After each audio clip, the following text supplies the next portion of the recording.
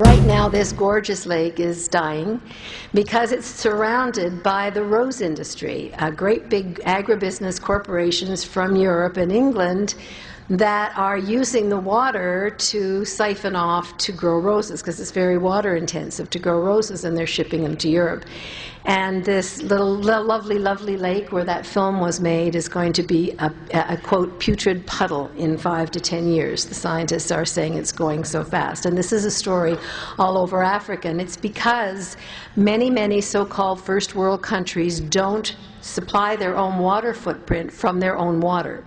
Great Britain imports 2/3 of its water footprint. So that means that it's saving its water, and other parts of Europe and Japan, almost 100% of its water footprint is imported, and so on. Saudi Arabia, this is a very, very common situation. United States, I'll get to, but you guys are a net exporter of water, even though you don't have enough water. But anyway, interesting story. And then we get the mining industry, which sucks up about 300 trillion gallons of water every year. And then finally, the process of urbanization, deforestation, destruction of wetlands, which is like building a cement umbrella. And when the rain falls, it either moves directly into the oceans because it cannot get down to refill the groundwater, or more likely, the rain actually moves on. I'm working with scientists who've been able to tabulate that for every percentage of urban growth, there is a net loss, there is a percentage loss in the rain in the hydrologic cycle over that ecosystem.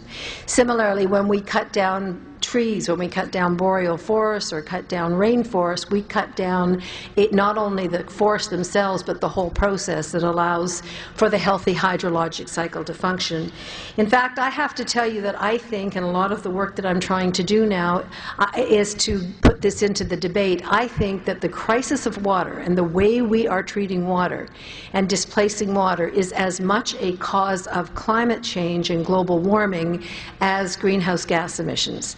You usually hear it the other way. You hear greenhouse gas emissions making the climate warmer, that melts the glaciers, that in turn melts the snowpacks, the evaporation takes place quicker. All that's true.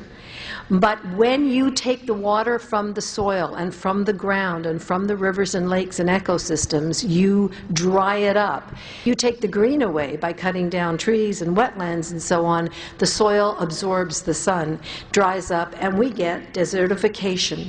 And we are an earth, a planet drying up. We have desert expanding in 100 countries. People call them sandscapes. A colleague calls it the perfect drought, so much so that atmospheric dust has tripled in a century, and half of the planet's land surface is now classified as drylands. I cannot strongly enough emphasize what this means. Now, consequently, and this is an important concept, we have now parts of the world drying up, perhaps permanently, and this is what scientists call hot stains, areas of the earth that are not in drought. You will read that there's a drought in India or there's a drought in Mexico, but really that's not correct. Really, we're finding a situation where parts of the world are running out. They include China. There are now 4,000 villages and cities in China facing total abandonment with the encroaching desert, including perhaps Beijing. India, I said earlier, and the Attorney General said it, India is in crisis. It's going to be one of the first where this is going to hit us really hard, where we're going to begin to understand the exponential overpumping of groundwater when you combine that with the pollution of surface water. Every country in the Middle East is in crisis. Australia's in crisis. Southern Europe's in crisis. The Mediterranean is very clearly one of the areas heading for total water withdrawal, total water melt as the glaciers melt, particularly. Mexico City is sinking on itself. It's called subsidence. They've taken up so much of the water underneath the city that it's literally sinking in on itself. 22 countries in Africa are in crisis. Could not exaggerate Africa. Right now, 1 in 3 people in Africa does not have access to clean water unless something dramatic changes. And these are UN statistics. In 10 years, it will be 1 in 2. That's going in exactly the wrong direction. And for all the United Nations Millennium Development Goals, they're crossing. There's the Millennium Development Goals trying to move this way, but the problem is speeding ahead. Every single one of Africa's 677 major lakes is either totally polluted or disappearing from overuse. The desert is spreading. The human fallout, as you know, as you probably can guess from this, is incredible. A brand new study from the World Bank says that by 2030, that's only 20 years away, demand for water in our world will outstrip supply by 40%. You can start to imagine what we're talking about. You need water for life. This is water for life. And where our demand for food and for the water to grow food and water for all of our activities will not be there. Every year, 3.5 million people die from a lack of clean water. Every 8 seconds, somewhere in our world, a child dies of waterborne disease. It's a bigger killer of children than malaria, HIV/AIDS, and war put together.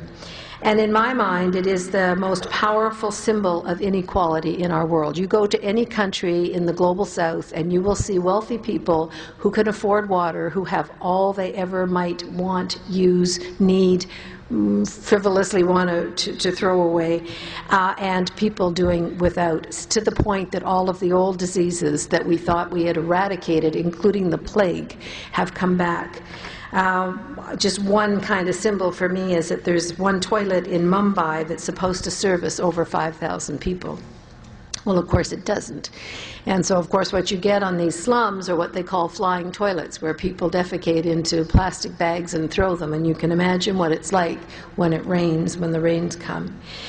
So we are now seeing the beginning of water conflict around the world. We're seeing, as the Attorney General said, some national security issues. He talked about the U.S.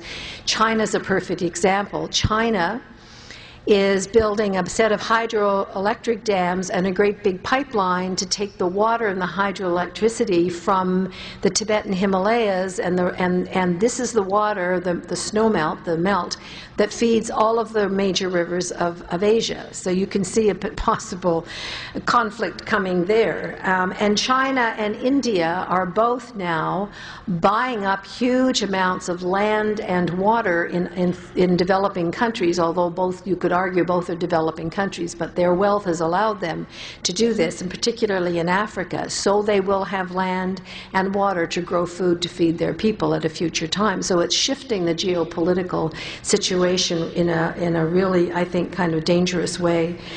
You get conflicts between rural people and indigenous, particularly indigenous peoples all over the world, as big thirsty industries, big thirsty cities just confiscate the water in rural communities.